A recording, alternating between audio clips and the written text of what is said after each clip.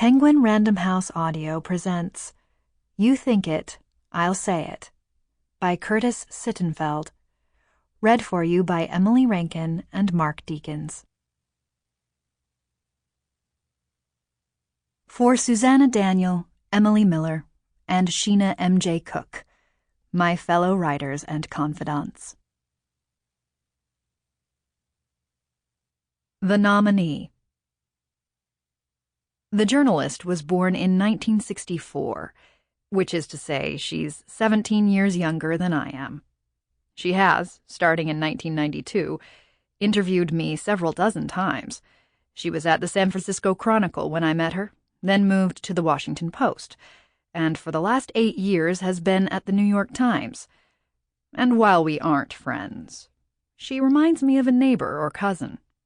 We didn't exactly choose each other, but we are ineluctably part of each other's lives. What I appreciate about her is the blazing, undeniable intelligence that manifests itself in her ability, in our conversations, to recall minutiae from a transportation bill I sponsored in the Senate, or a 1994 speech I gave in Stockholm as First Lady, in her observations, appearing in her articles, of the perfect, colorful detail from a state fair or pancake breakfast that I myself, sitting amidst it, missed, and in her snapping, spontaneous sense of humor. Once, at a signing ceremony for a greenhouse gas emissions law, when the president inadvertently referred to hair pollution instead of air pollution, my eyes landed on the journalists, and I had to look away and bite my tongue. When we spoke after the ceremony, she began by saying, "Like when you spill conditioner in the shower?" And I replied, I was actually thinking about a certain perm I got in the mid-'80s. The truth is that when she interviews me, I feel an alertness, a welcome kind of challenge that's deeply satisfying.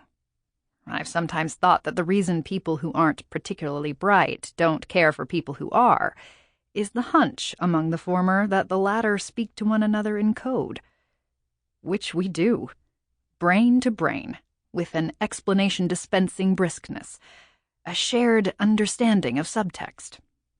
I would never publicly admit this, least of all to her, but I believe the journalist is worthy of interviewing me in a way many kinder reporters are not. What I care for least about the journalist is the sense of entitlement she demonstrates in small and large ways. Sample complete. Ready to continue?